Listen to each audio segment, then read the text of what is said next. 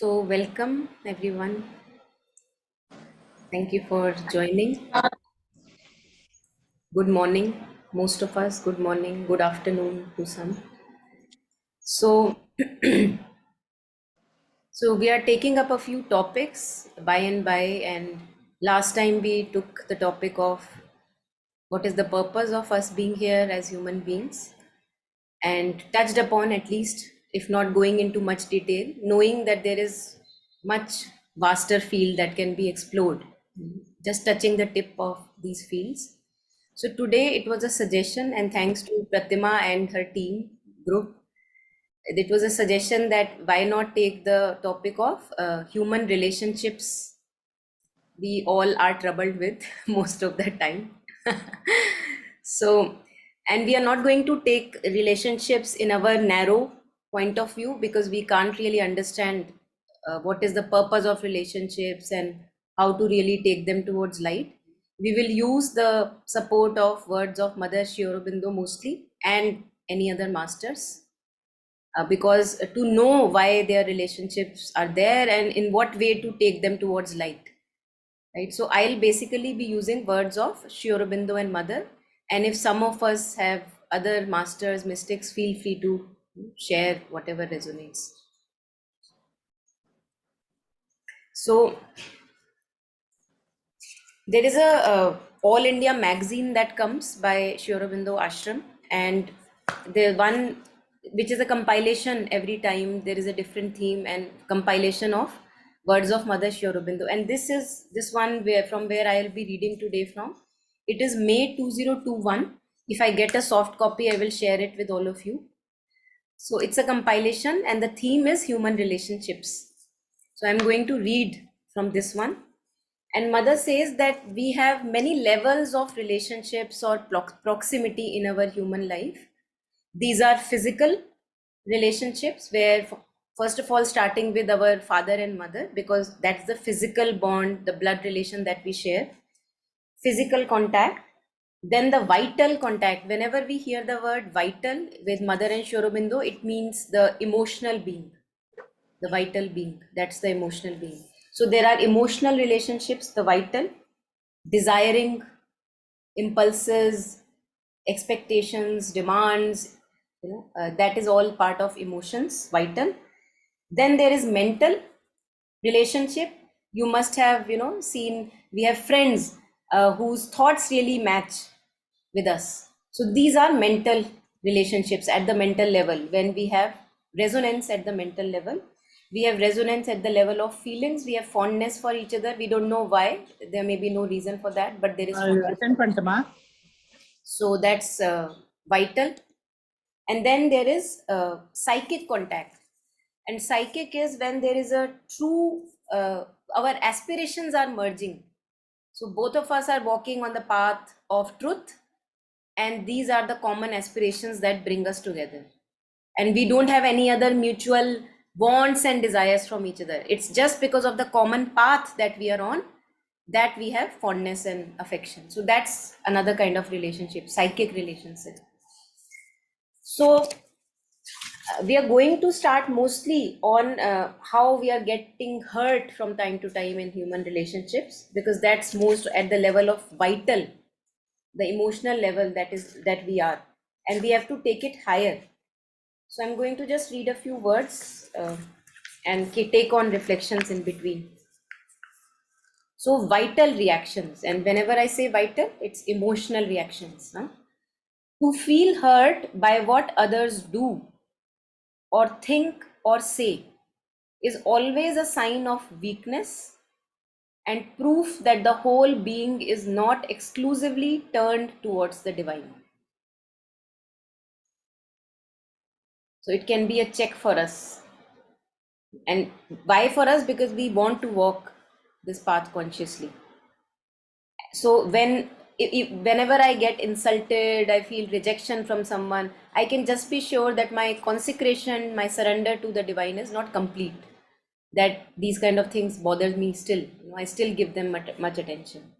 And then, instead of bringing with oneself the divine atmosphere made of love, tolerance, understanding, patience, It is one's ego that throws itself out in response to others' ego.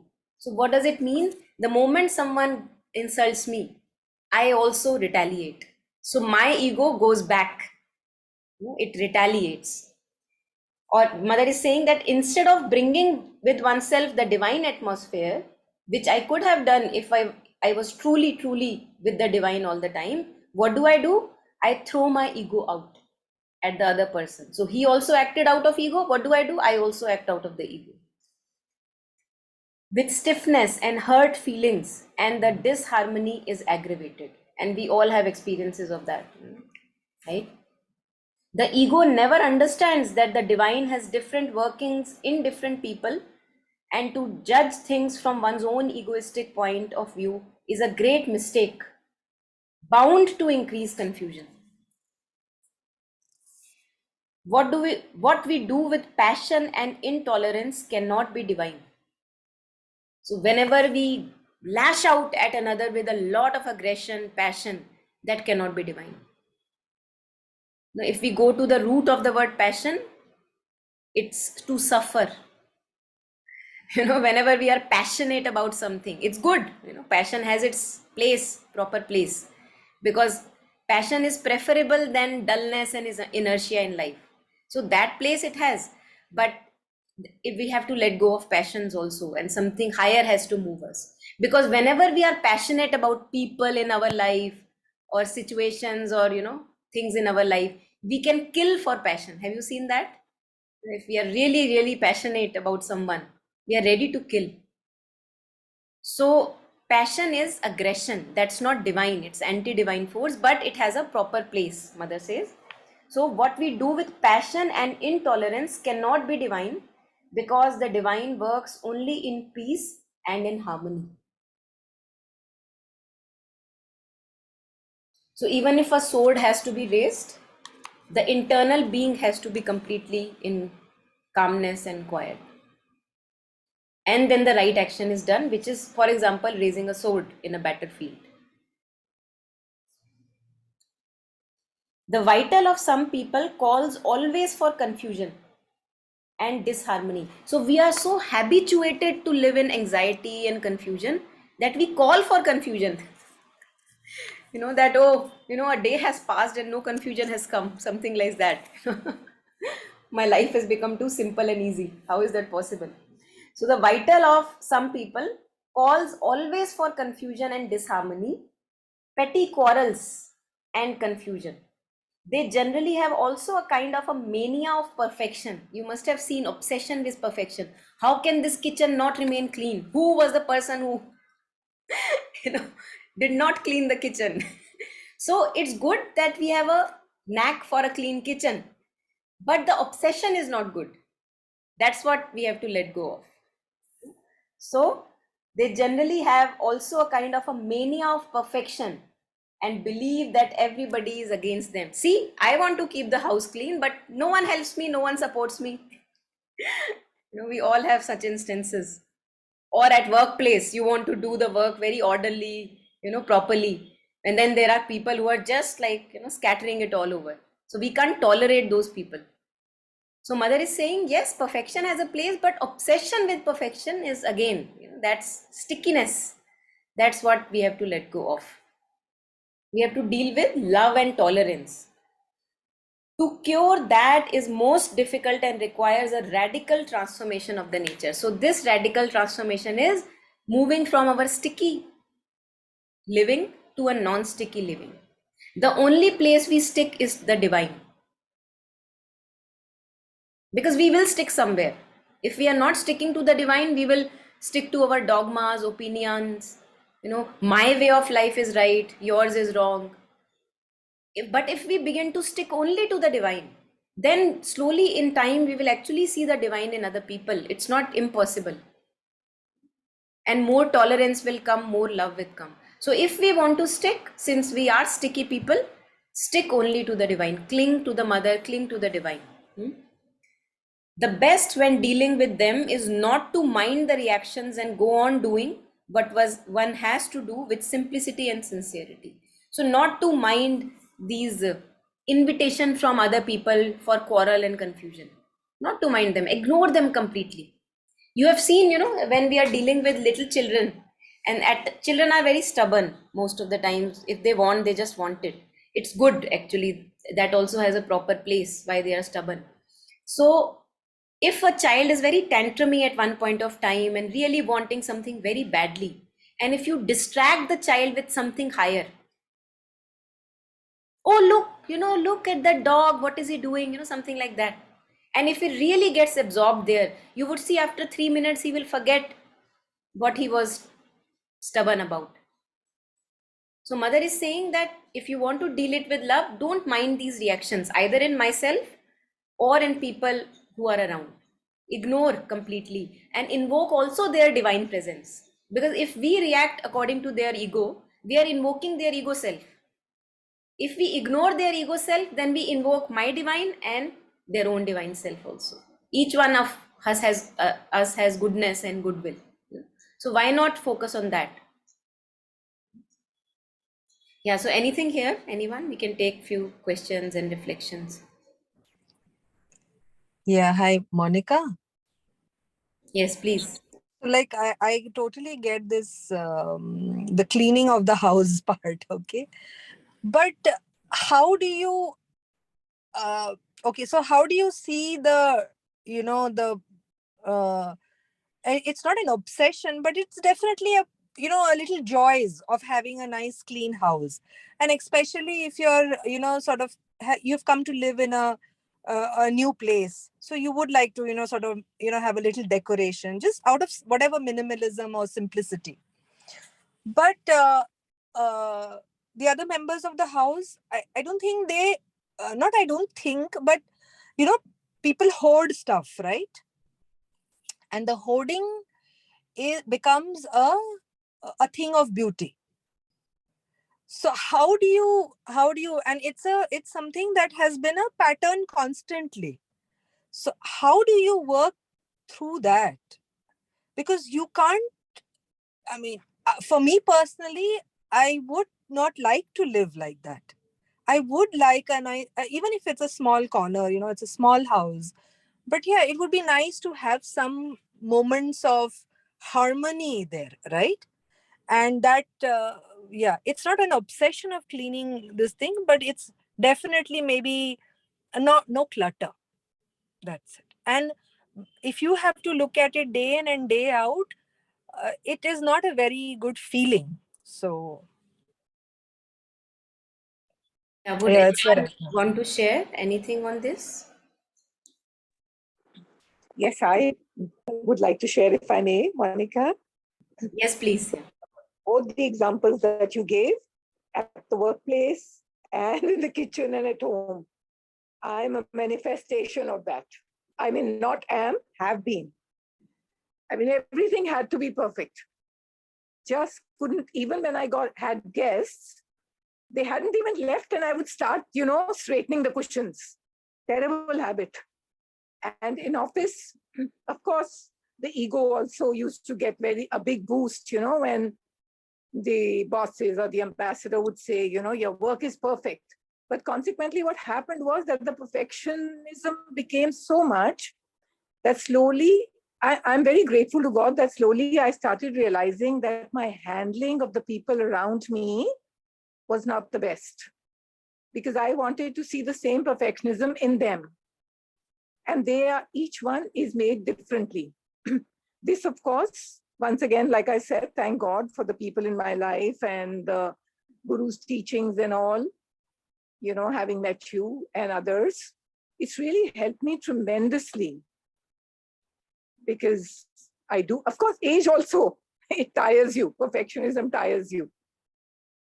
But slowly I did give it up. And every time this thought would come, that the other person is not doing what I want. I mean, I also want a clean house. I'm not doing anything wrong. What's wrong with that? But then I would just say, this thought has come.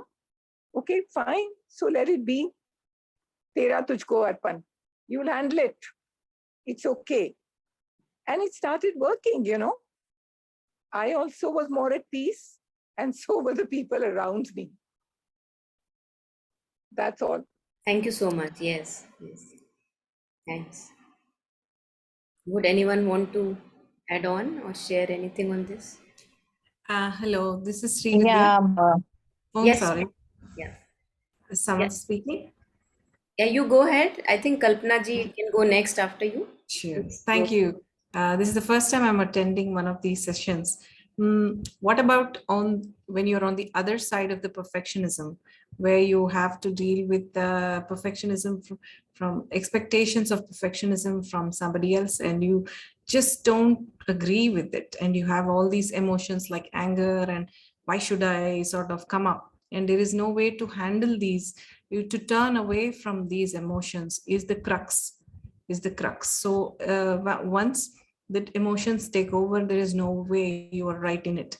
So just when they're originating, to recognize them and to turn away, a method to turn away from them, that is where I struggle, and it would be extremely helpful to know something to help me in that regard. Thanks. Thank you. Yes. So a couple of things, and then I think Kalpana ji also wanted to share. She can also share them. Um, do you see all of us? Do we see this inherent need for clarity and perfection in us?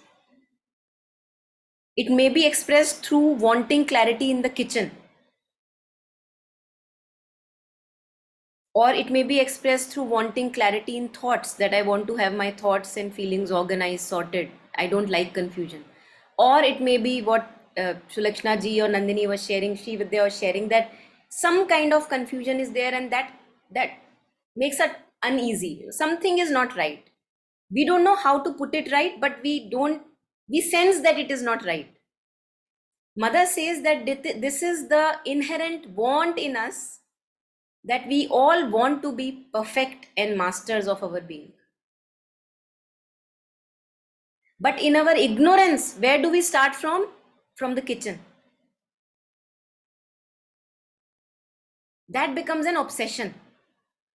If I go to the root of the wanting to be perfect, mother has used the other word that mother has used for the divine is perfection. So union with the divine is becoming more and more perfect and master of our being. We all want that. And but since we don't know it in our consciousness, we know it in our ignorance. What do? Okay, let me make this kitchen speck and span and nobody is going to touch it. Even if you work like that, as if no stone has been turned in the kitchen. Like that it should be. So that's an obsession. But if I go to the root of this obsession, we will see that we want to be harmonious within and we want to be harmonious without. So we are all wanting the same thing. Now coming to Sri Vidya's ji's question, that somebody else is wanting perfection in his own way, and you are feeling a pressure of that perfection, and you don't know how to ignore that and how to walk your own way. Again, the remedy is always the same. If you talk about the supreme remedy, it is always the same. Absorb yourself completely in works that inspire you, works that really give you life, your natural inclinations. I want to share something here, that when I got married, maybe that would give us a reference what I am talking of. I was a very liberal minded, on my own, always exploring, traveling, doing what I like to do, very individual being before I got married. But with Indian marriages, there comes a factor of as if you have married the whole family, and looking after the expectations of all. Now people may not be actively expecting from you, but there is a implicit expectation that now you are the daughter-in-law of this house. This is what you are supposed to do, and you absorb it. If you are too like of if you are too have too much of time at your hand, then you absorb all that. If you don't have time for all that, then maybe there is a chance that you don't absorb. But then most of us are really too unemployed. Even if we have works and jobs, we are just too unemployed. So I was one of them, and I took all the inherent implicit expectations in my being, and in the beginning at least, I started to behave in a way that I am expected to behave, or walk in a way I am expected, dress in a way that I'm expected, right? Now, by doing this, first of all, I'm torturing myself, and I'm also not a very happy being, because this is not true to my nature, what I'm doing.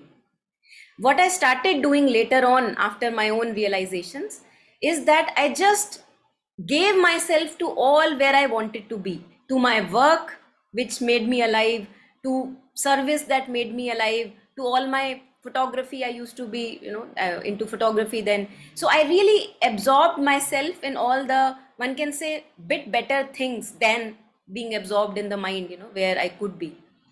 And then it did not matter what other people expected of me. I just continue, and I was now a happy being. So when, even if I am interacting with the people in the house, I am able to give them love and ignore their expectations, because I know that the expectations are coming from ignorance. We, all of us, want to be loved, and we want love. So when I am happy, when I am following what I want to follow, when I am my truest, easiest self, then it's very easy for me to love my mother-in-law or father-in-law, or give them love. But not before that. So one has to absorb oneself in higher and something beautiful that gives you beauty, and you nurture yourself, foster yourself, so that you actually, we have to ignore these expectations. Don't buy into these expectations. Those people also don't know what they are doing. Just like I don't know what I am doing, they also don't know. So we are all ignorant beings. Not to take their expectation too seriously. And absorb ourselves, involve ourselves in something good, something which brings life back in us, rather than ruminating and regurgitating, about these things. What do I do? So the example that I take is that if there is cigarette in my house and I am addicted to cigarettes, all the time sitting in front of a pile of cigarettes, I cannot say, no, no, no, I'm not going to have it. No, no, no, I'm not going to have it. Not possible. Not going to work. I will have to go out of the house, away from the pile of cigarettes, and I have to give myself somewhere. Then a whole day may pass and I would say, oh, I didn't even remember the cigarette once. So mother also talks about distracting yourself with something higher and lofty, which gives you inspiration, takes you towards higher light. And for each person, it would be different. That would be depending on our natural inclinations. That's, in Hindi we call it swabhava. So that's one of the things that, again, one can look at. But Monica, maybe you were one of the lucky ones. If you took to things which you enjoyed doing, maybe the in-laws were receptive enough to understand that. I think I cannot all say are. that. I cannot say that because I did experience the resistance, the disapproval. I cannot say that it was all from the beginning, all hunky and dory. No, but the more confident I became in myself that I am not doing any harm to anyone, I am just following what I truly love. And it's a benefit to me and it's a benefit to them. Slowly, people's reactions also change, because they also see that now you are not the same unhappy person. Now you are able to give them love. You are able to be a loving presence around them. So I cannot say that it's just a matter. I'm sure it is a matter that people become supportive. That also matters. But I cannot say that it's just because of that. There are many factors involved. Yes, that's true. I did face disapproval. I did face that, like a sullen face when I am going out. But that was nothing in front of the love I was able to then give when I was happy. That was nothing in front of that. And the other person also, we all want to love each other. And I received a lot of love then. The more I gained confidence in my own self, I received from all sources a lot of love. So that's true. It's a big part, that support. But I can say that it's not right from the beginning that one has it. It grows, it develops. Thank you. That Yeah. was beautiful. Yeah. Thank you. Thanks.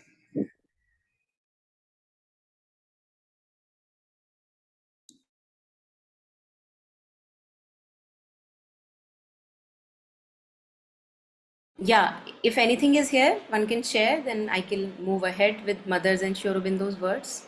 Yes, Kalpana ji.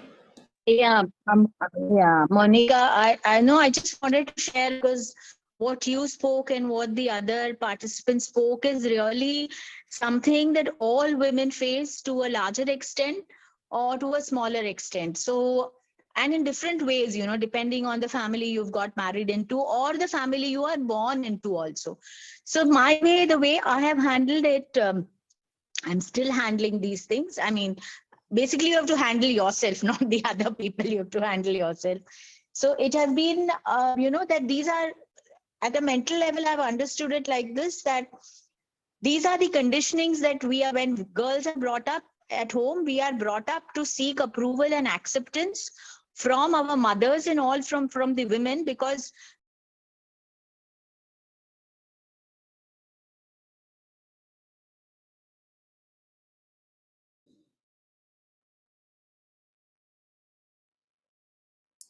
Yes, Kalpana ji.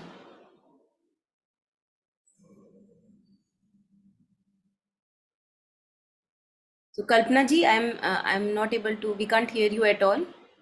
I think there is a okay, sorry. connection issue Yeah, at your sorry, end. sorry. Yeah, connection issue. Can you hear me now? Yes, Can you yes, hear me? yes. Go ahead. Yeah. Yeah, I'll speak very briefly. So these are the expectations. Our parents, our mothers, and all the women folk. They expect that from us, and we kind of absorb that expectation. It's not that it's told. It may be told in certain homes कि तुमको ये करना है, वो करना है. But in many homes it may not be told. But still we have these, and it took me a very, very long time to realize that these were the expectations. Despite me having achieved a lot in my career or my education or the way I run my home, still, those expectations, certain expectations are there. And that is because of the conditionings. And then I realized that the moment I realized that these women, or, they expect because they have undergone the same kind of things that we have, in fact, in a more harsher manner. Whereas we have had the liberty to maybe be educated or have a job and have a career, they have not got that. Earlier generation have not got these opportunities. So at the mental level, somewhere, when I understood that, it became a little easier for me to move away from that. And what you say is very right, that you have to replace it with a higher thought, with a higher activity, instead of going down, वो जमीन के level पे जाके वो छोटी छोटी चीजों में हम झगड़ते रहें, या उसने ऐसे कहा, उसने बोला. You have to rise higher and think of higher things, and you have to convince yourself. Because you would be surprised. I have a career, I have a job, still I have a life outside the house. Still, I realized I have those expectations of these women. Someone would say, oh, you are an achiever or whatever, why should you bother? But it's something that's innate, which comes from us through our conditioning. So it's even now I realize that, I feel, that someone should approve. Then I have to stop myself and then say, okay, this is basically my ego is wanting that approval. My ego is wanting this. And then I have to replace it with a different activity, which I'm doing. So usko ऐसे ही मतलब हर चीज को. So I really resonate with what you are saying and what the other participant says. It is we have to work so much on ourselves. Yeah, that's all I wanted to share. Yes, thank you. Thanks. So the way we live, largely, quarrels, confusions, disagreements are a way of life, but not when we are path on the sadhana, when we are on the path of yoga. Then quarrels should not be a way of life. So something on that. You must never forget that I disapprove of quarrels, and always consider that both sides are equally wrong. To surmount one's feelings, preferences, dislikes, and impulses is an indispensable discipline here. So we have to actually, those of us who are really sincere about this, we have to actually just immerse ourselves with the divine, bother ourselves with the divine, and nothing else. Nothing else. And then all the relationships and work and everything will actually be reflected, whatever the inner state is, all the work and relationships, they will take the shape of that divine perfection which is growing within. So mother says that totally disapproval of all the quarrels, and both sides are equally wrong. It is always wrong to quarrel even if one is not the aggressor. And yes, mother says that before getting angry at the mistakes of others, one should always remember one's own mistakes. So it's very easy for us to see when the kitchen is disturbed by what others do, but when we disturb what others may have done, that we don't see, we are blinded to that. So to be sensitive enough that whatever mistakes I see in others, they're also in relatively greater, lesser degrees are present in me. And my task is to now work on that. And thanks to the other for showing me the mirror. Mother says that whatever shocks you in the other, the very same thing is present inside you. And then the talk about, yes, Pratima, please go ahead. I remember Kabir's doha on this one. बुरा जो देखन मैं चला बुरा न मिलिया कोई जो मन देखा अपना मुझसे बुरा न कोई. This is so true in. Absolutely. And along with this doha, we also have to remember, because it can make us very helpless when we begin to see that, oh my God, all that I see in others is present in me. It at times we are absorbed in that limited, suffocated living. That so limited I'm so full of ill will and hatred and blame and everything, and selfishness and ego. But at the same time, mother says to remember that, okay, I may be limited, but I'm always with the divine who is all powerful. That parallelly has to be remembered. Not to identify too much with our limitations and faults. Yes, I am full of faults, but who am I? I am the child of the divine mother who is omnipotent, who is all powerful. She is going to guide me and get rid of my imperfections. So that suddenly then uplifts. And same for the others. If others are also children of the divine mother, they are also full of imperfections, they will also be taken care, shown in their own ways what is the path meant for them. So that brings a great satisfaction in our life. We can relax within. Yeah, anyone else at this?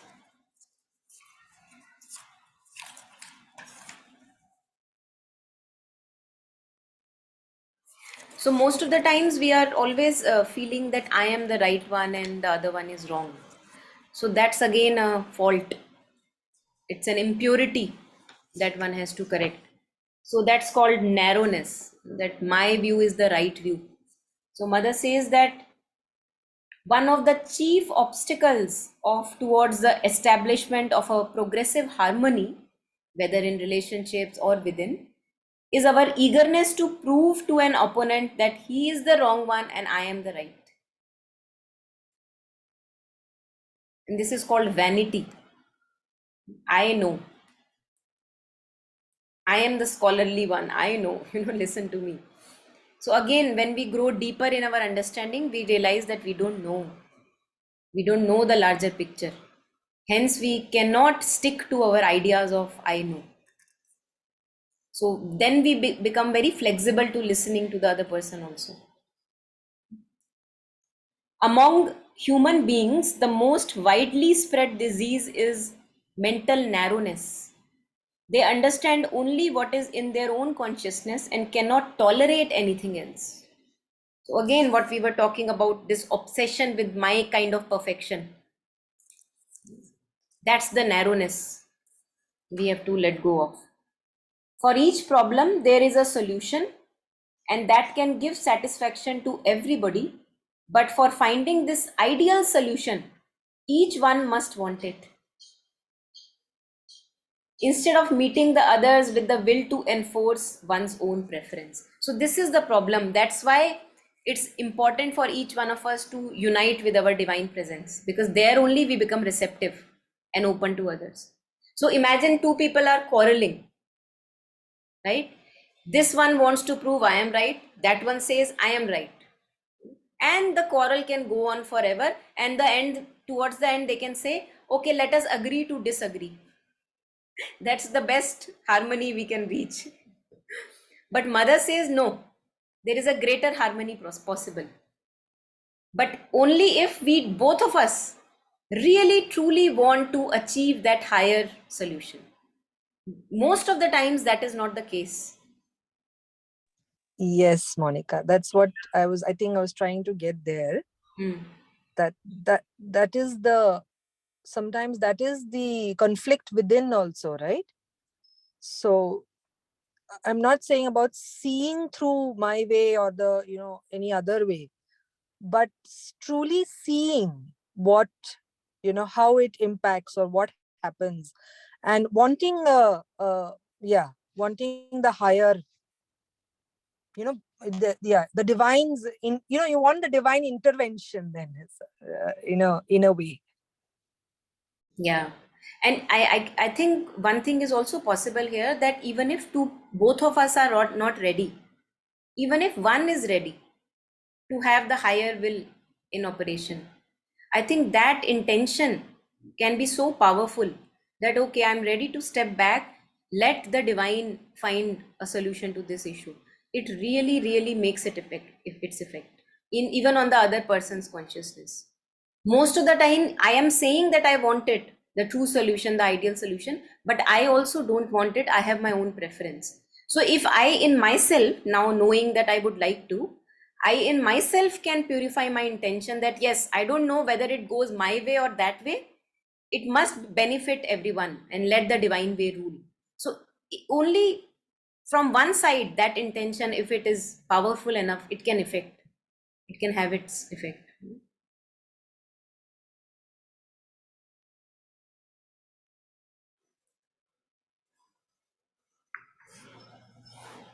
So mother says, enlarge your consciousness and aspire for the satisfaction of all. So we can close our eyes for a moment, and all the people who are at clash with ourselves, in our life, just recollect all those images that come to you, who are always at clash with you, and just send this prayer to everyone, that may they also find true satisfaction. May their hearts be content and fulfilled.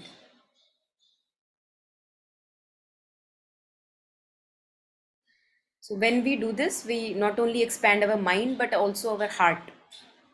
That now I don't have any personal liking or preference, but may all of us be satisfied. So that's what mother suggests. Yeah. Anything? Anyone here?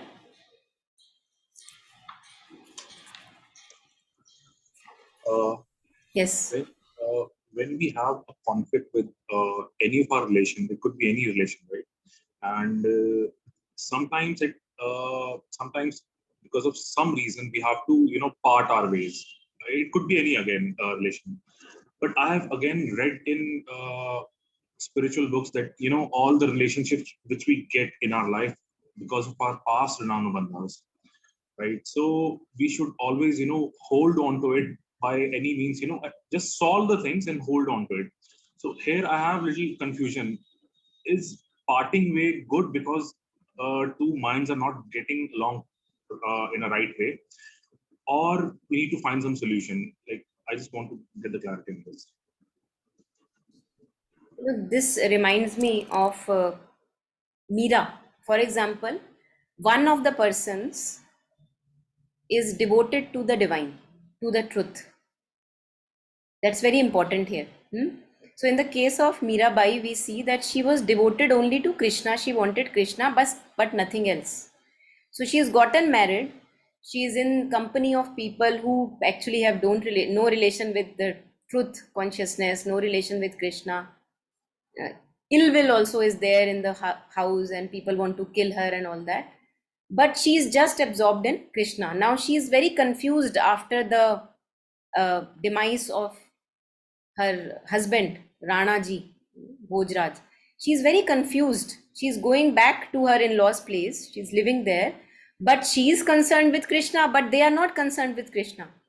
They all have all kinds of manipulations, ill will, and tricks that they play on her. Now she is confused. What do I do? Because, as you said, accordingly, they are my relations. I should be holding on to them. What do I do? Tulsidas writes her a reply. Have you heard that reply? It's a beautiful one. I'll share it with you. And it's in their language. I don't know the language in which they write. It's a beautiful writing. He says that those who are not devoted to the highest, leave them like you leave, dirt away or something like that. Just feel free to leave them immediately. Let me just find it, because it will be nice for me to go through it. I'm not good at remembering, but it would be nice to.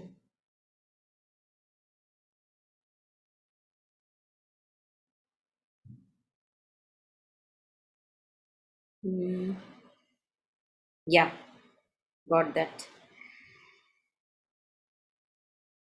So I'm going to speak this in Hindi because I don't have the English one here, translation.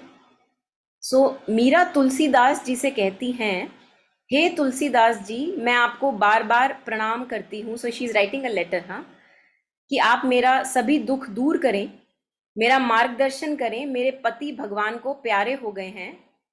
साधु संत की सेवा और भगवत भजन में मेरे संबंधी लोग, ससुराल वाले, मुझे बहुत कष्ट दे रहे हैं. मुझे मेरे भगवान श्री कृष्ण से दूर करने की कोशिश कर रहे हैं. आप मुझे राह दिखाएं कि मेरे लिए क्या उचित है. मुझे समझाने का कष्ट करें.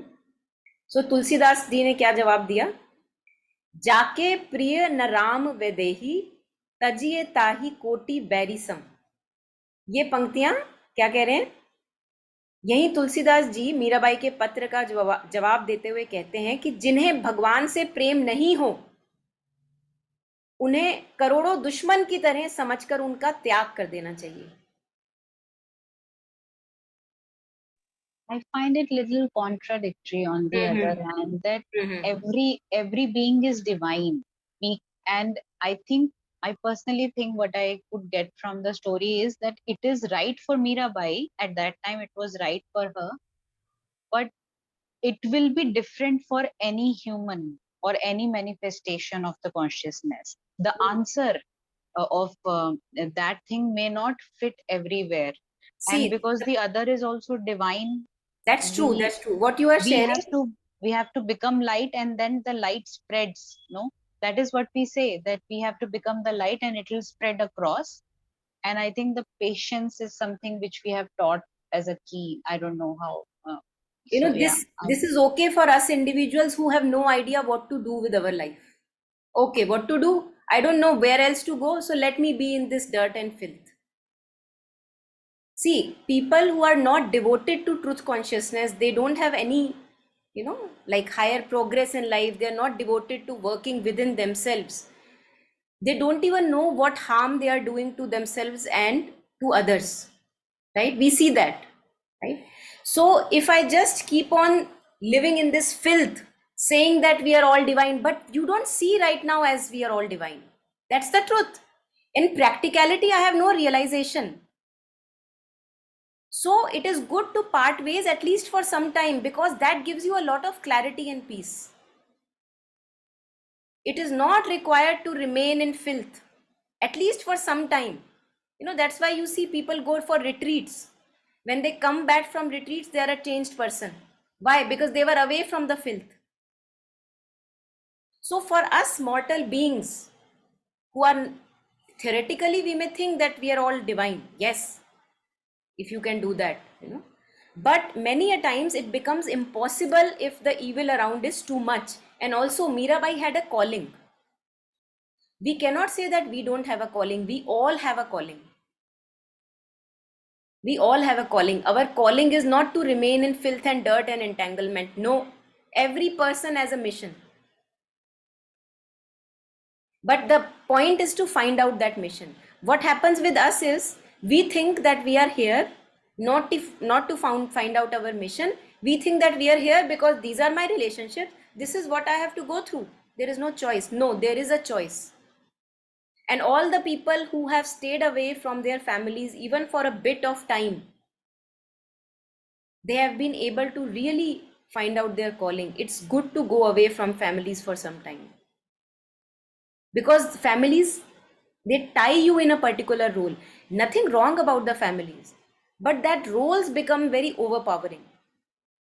So if you want to find out who am I truly, what is my mission in life, those roles will not let you find out if they are too overwhelming. That's what I want to say. So what you are sharing, I totally resonate with that. It may be not true with everyone, but that doesn't mean that I have to remain in abusive relationship, knowing that it is abusing me and causing me hurt. No, you are not compelled to stay.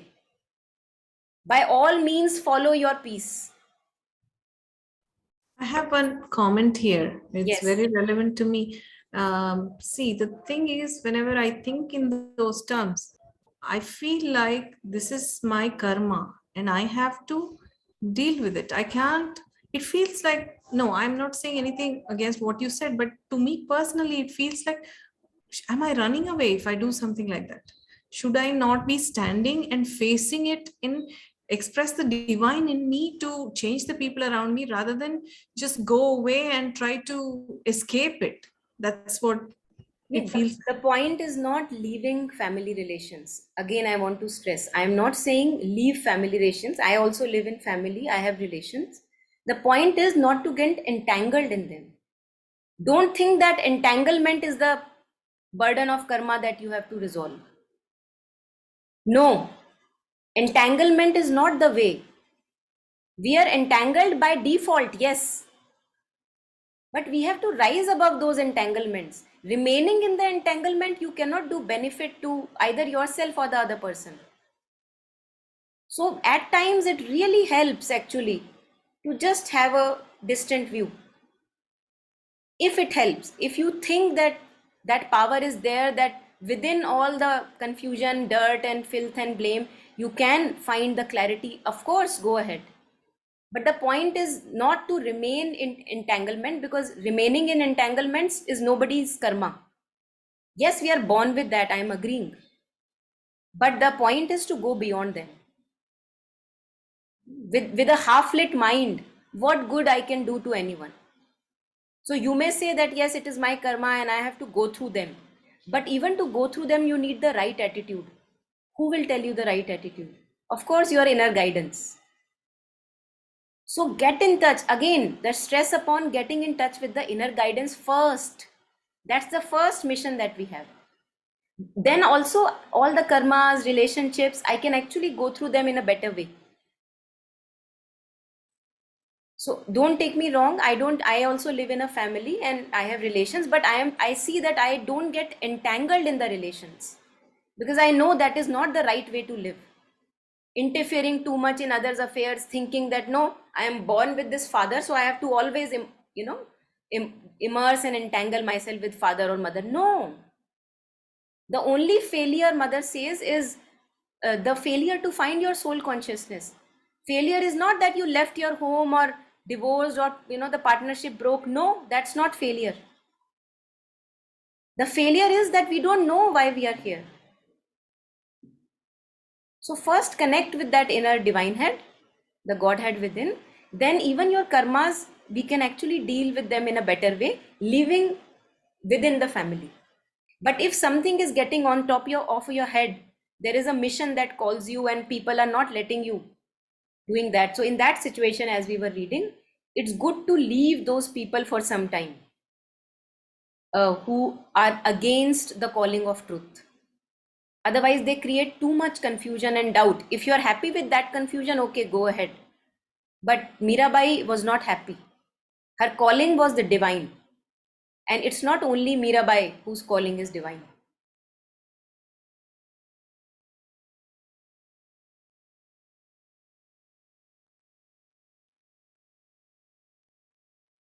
So not to continue, I wanted to say just not to continue abuse in any form from relationships, just to say that, oh, it is my karma and I have to go through abuse. No. Know that you are choosing. You are choosing to be in abuse. You can also choose to focus on something else and to deal with the abuse in a better way. Hmm? Yes, Yeah. Nandini? Yeah. Yeah, so I hear, I mean, I resonate with this. The again, so I guess this is a good, opportunity to sort of go within that. But I've had, occasions where I've also heard myself, I am in this entanglement. Why are you not in it? Right? So uh, because the emotion that the other person is feeling for whatever the situation or circumstance that they have created or it has happened, uh my I've also faced this, that why are you not feeling it? Right? Why are you not in the same, I'm in this well, so why aren't you in the same well? Right? And I don't have an answer to it. I really don't have an answer to it. So I stay silent and in that moment try and send, whatever love and light I can. Because it doesn't work like that for me. I'm not, built like that, if I have to say it.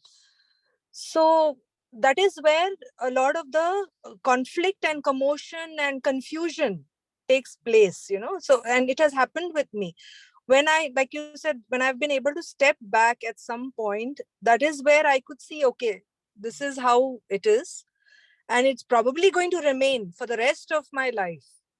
But I have a choice to, uh, step from there and see what, works for me, yeah, personally. So, and it's a hard choices. These are hard, difficult choices, because sometimes, yes, I mean, if you see somebody crying or you feel that, they are going through a lot of difficulty, you can just be there, but you can't, you can't, those attachments, you have to also, like take that step back and say, okay, because it's so easy to get attached, right? I mean, we all face it, and every day is to rise above that, and yeah, so thank you.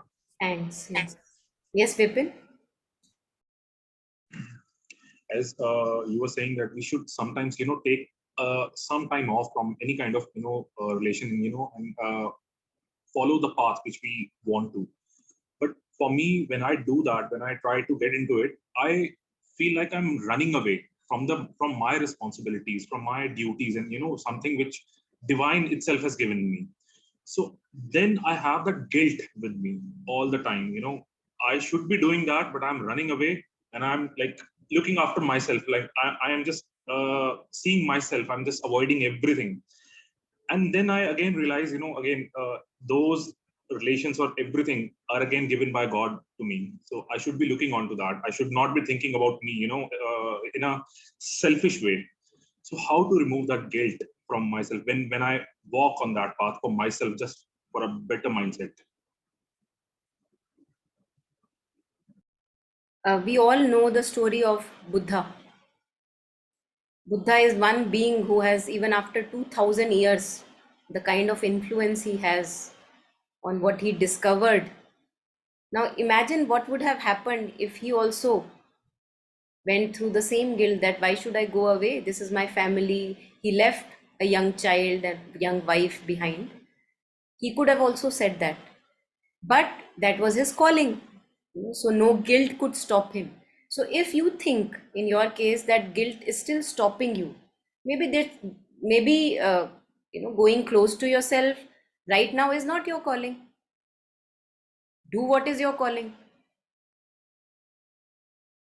But being strangulated in two boats is not a very good idea.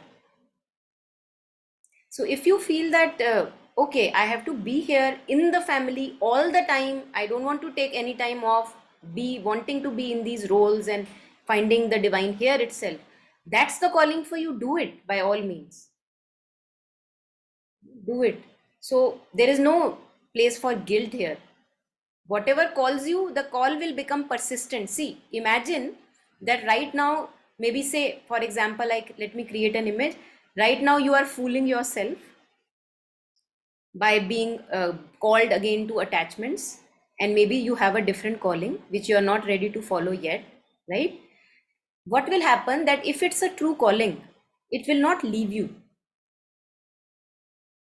So if not today, if today you are not going to hear that calling, after years it will spring up again and you will actually feel guilty about not hearing the calling. You know, if I have a stomach ache and I want to go to the bathroom, but I'm not going, oh my God, so many relatives are there right now, it would not be nice to go to the bathroom.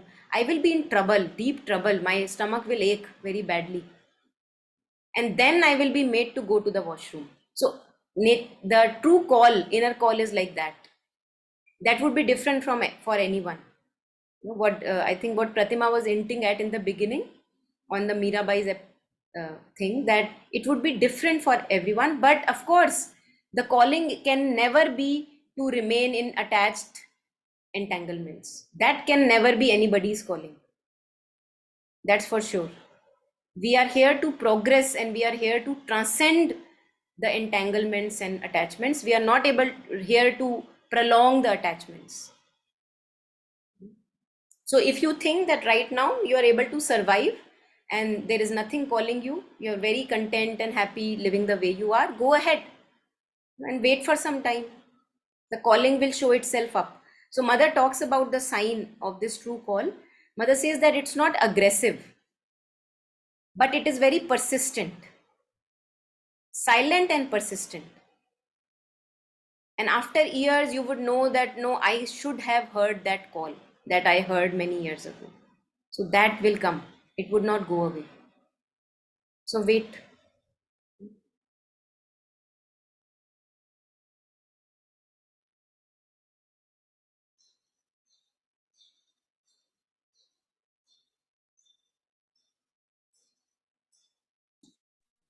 Monica, how beautifully you explained it. Thank you. Thank you so much.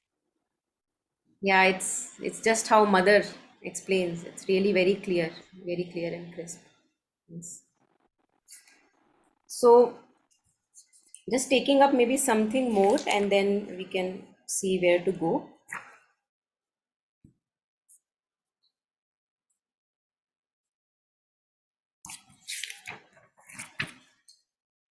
So there are affinities. We see that there are affinities in our life. People are drawn together or one is drawn to another by a certain feeling of affinity, of agreement, of attraction between some part of one's own nature and some part of others' nature. So we see that we are drawn to either people who are mentally reflecting like us, or some fondness at the heart level or something. At first, this only is felt. One sees all that is good or pleasant to one in the other's nature. So this happens what we call in the beginning of a romantic relationship. We all see just goodness in the other person, right? We see only all that is good and pleasant to in others' nature. But with closer acquaintance, other parts of the nature are felt with which one is not in affinity. Perhaps is a clash or opposition of feelings or conflict of two egos. This happens very easily. We can see this with the romantic relationships, where in the beginning all that you see is light in the other person, beauty and some promise of good settlement.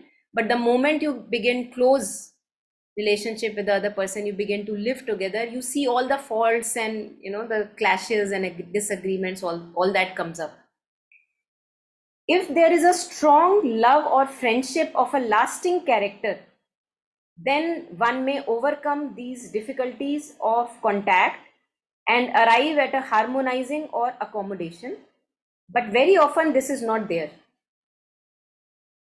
Very often this is not there, or the disagreement is so acute as to counteract the tendency of accommodation, or the ego gets so hurt as to recoil. So you must have seen that whenever the sign of we are operating from the ego is, we have these mood swings. So one thing which is very important on the practice is to be aware of the mood swings and not listen to the mood swing. It's not you who is having the bad mood. I am not that. I am not that. And stick to the divine. When we become the mood, then we lose ourselves in the grip of ego. When we, then also you must have seen, when we are too moody, we lose our power, become weak and helpless, too much into our shell. Why we lose our power? Because consciousness is force, chit shakti. The moment we are not taking a stance as consciousness, as this presence of awareness, we lose the power.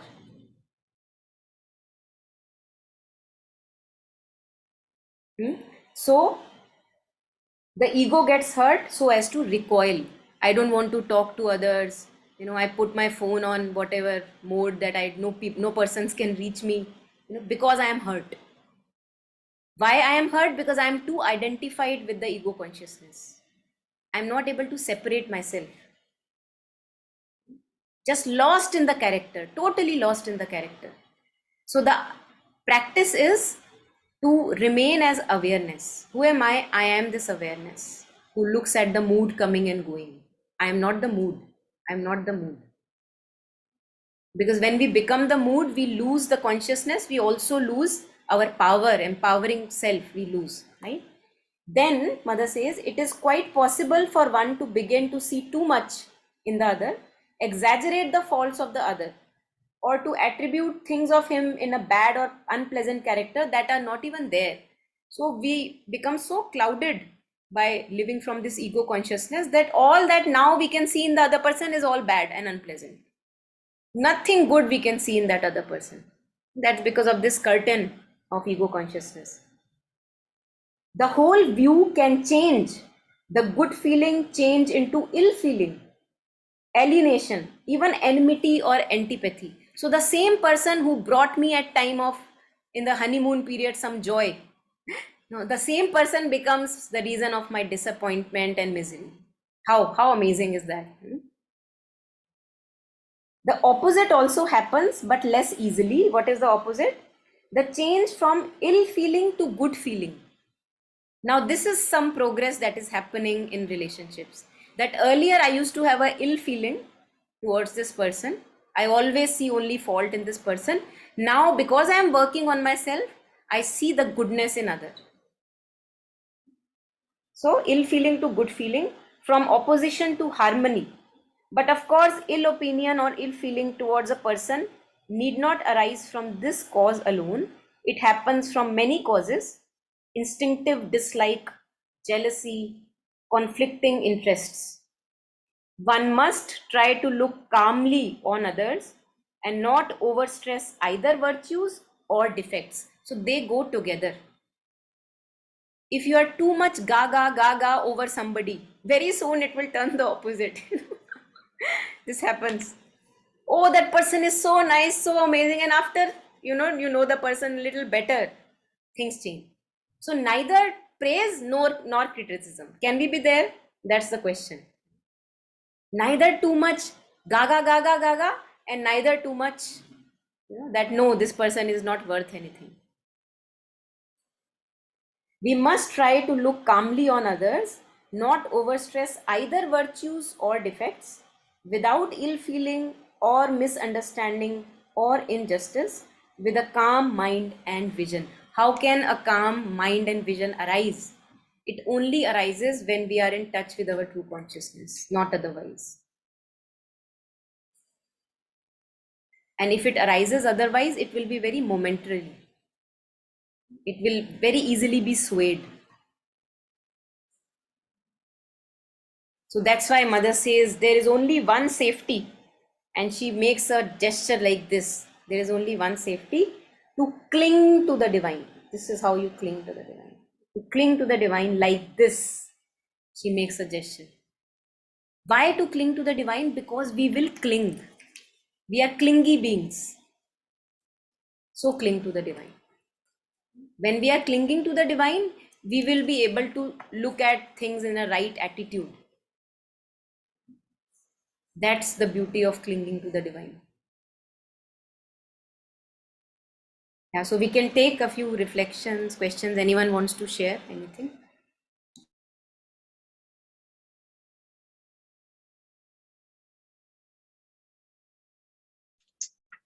Yeah, I'd like to share. I could just really relate to being very extreme, really wanting to, I don't know, have that person that's amazing and complete, and to really, categorize people that I don't like.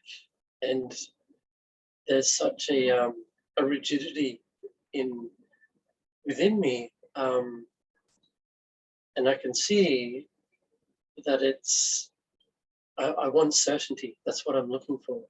I want to be certain that this is the right person, and that this is the wrong person, or this is the right thing and this is the wrong thing. But I think just from listening to this talk, that the certainty that I'm trying to force is all coming from my ego, everything, the whole thing. So yeah, I mean, that's disappointing, but it's good to know. So thank you for this. Thank you for sharing this. Anyone else wants to add on or share?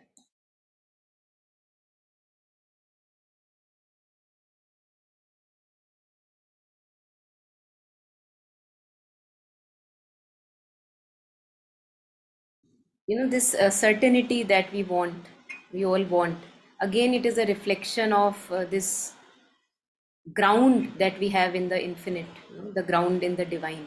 So we see that we are all wanting a relationship that we can trust, some friend that we can always bank upon, something lasting somewhere. We are all seeking for that, but we see that in the world of changing appearances, we don't find it. Because just like I am working out of my own selfish modes, everyone is too. So their priorities change, my priorities change, everyone is wanting their own satisfaction. So in this world of fleeting appearances, changing priorities, we don't get that certainty that you were talking of. But yet we are all looking for that. That's why insurance companies work really well, because they promise absolute certainty that you may die, but be certain that your family will have the money. Certainty. So to be certain of the uncertainty, we can have a very solid ground there. To find a ground in the groundlessness, not wanting any ground anymore, that's when we take refuge in the divine, because divine is ground yet no ground at the same time, groundless ground. So when we bank ourselves on the divine, we are banking ourselves on the groundlessness. Yes, anything can happen, so we are certain of the uncertainty. That really relaxes our being, that yes, life is like that, anything can happen anytime. You won't be shocked by anything. So you have found a ground in the divine, which is infinite and always shifting, always moving, yet always there. Infinite, always moving, always shifting, yet you can be sure that yes, infinity is always going to be there. So the divine, that's why mother says cling to the divine. So divine can be our groundless ground. Then we don't need any other ground in relationships or any other places there we keep looking. So at least one drop of a begging less I can become in this world of begging. We are all begging. We are begging for grounds.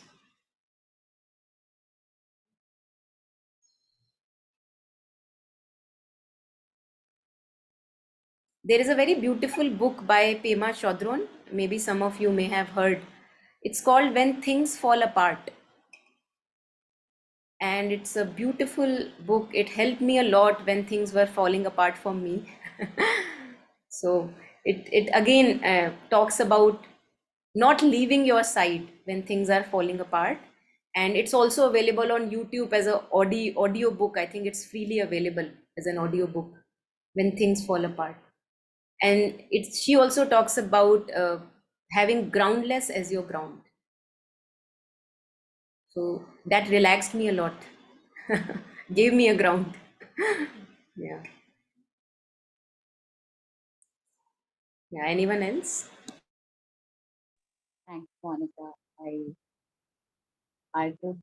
I actually love the way you said certain of the uncertainty. I mean, this is so beautiful. Thank you. Thank you. Very When Thank you say when you. you say cling to the divine, what exactly do you mean? That's a very good question. Yes.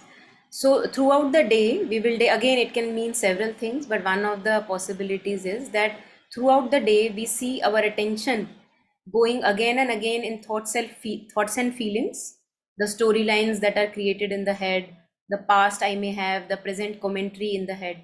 All the time we are engaged there, as if we are trying to find some resolution there, right? In the feelings, in the changing storylines in the head. So when I say cling to the divine, when mother says cling to the divine, can mean certain things at certain levels. One of the things for practical application is that when you see your mind getting again engaged in the forest of storylines, stop, bring your attention back to something higher, any divine form that you like, have connection with. Or for us, mother's presence is the connection. So staying with the mother. So bringing the mind to a one pointed attention, which can be either breath, body, or a divine name, form, whatever you resonate with, not entering into the forest of thought and feelings. Because there you are, although looking for resolutions, but you will not find any resolution. So that is what means by clinging to the divine. Not clinging to thoughts and feelings, bringing the mind back to the mindfulness of breathing, being in the body, or with the divine name. And doing whatever is required, in day-to-day activities. Parallelly doing that. This is an inner work. This cannot stop the outer work.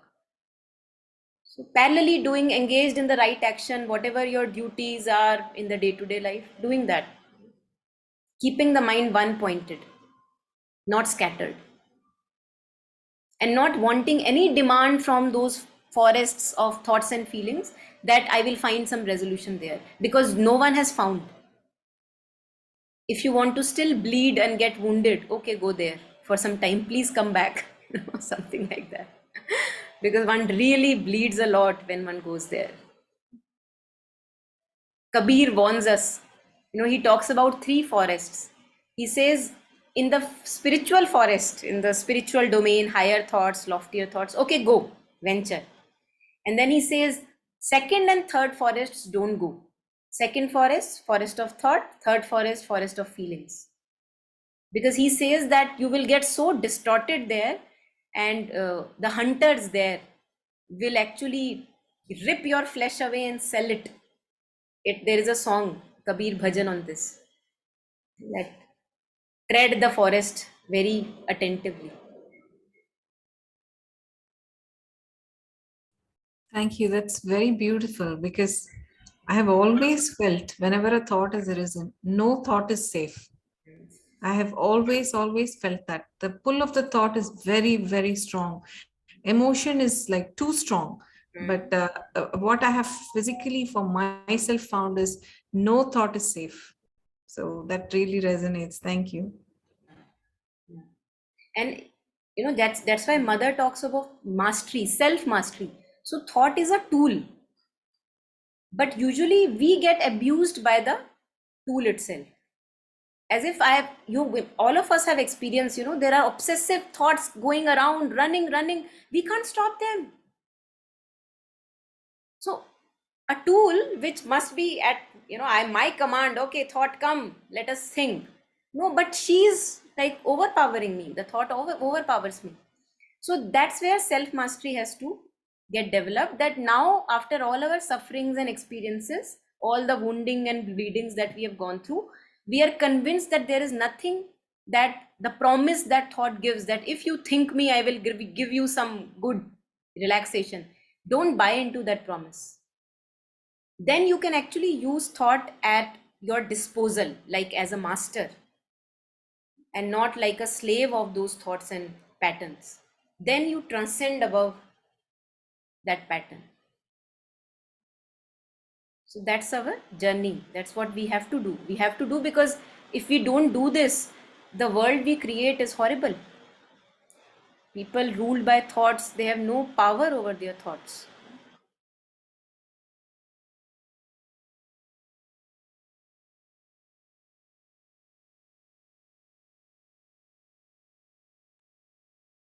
Yeah, anything? Any last comments before we end? So we'll continue human relationships only. There is much more that we can reflect upon here from Mother and Sri Aurobindo. If there are any questions, you can bring them up. Not sharing that we will have answers, but of course we can touch at least the tip of the iceberg. Yesterday somebody was asking about karma and rebirth. Now again, there is no black and white answer. Sri Aurobindo also talks about it's very complex. The theory of karma and rebirth is very complex. So they can't be like black and white things that can be given away. All that can be done is that if you have interest, inclination, go venture into these worlds. Read these writings, understand the scriptures, whatever they have shared. And this is a very good occupation that we can give ourselves rather than being engaged in all the worldly relations and everything. Still be there in the family, don't leave. I'm not saying I'll be the culprit, don't leave the family, but engage yourself in something beautiful. So this is very beautiful, reading Mother's and Sri Aurobindo's words or the words of masters where you get some clarity and understanding. Why not engage yourself there? Why to engage in who cleaned the kitchen and who did not clean the kitchen? Cleaning of kitchen will also happen, but for that we'll have to reach a different stage in our being.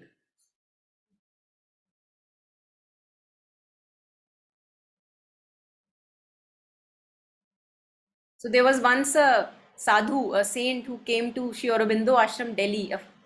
A true story I heard many years ago, where this sadhu was, I think, maybe from some special tradition, and he was just walking barefoot.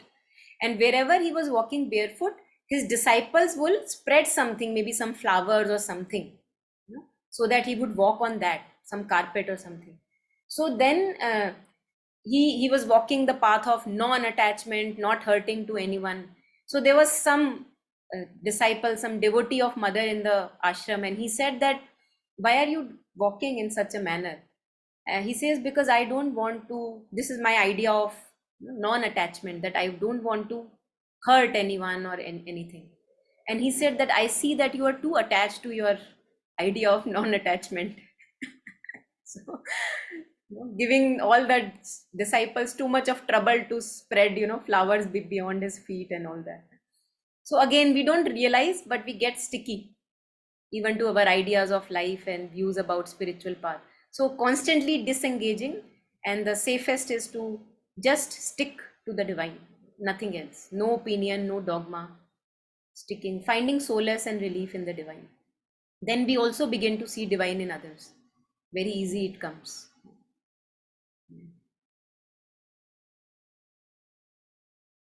All right, so thank you everyone. Thank you for spending your Saturday and giving time for these reflections. Wishing all a very happy practice, and thank you Pratima and Vipin for organizing this. Thank you. So much. Thank you, Thank you everyone. very much. Monica. Thank Thank you. you. Thank you. Thank Thanks, everyone. Thank you. Bye-bye. Thank you. Bye.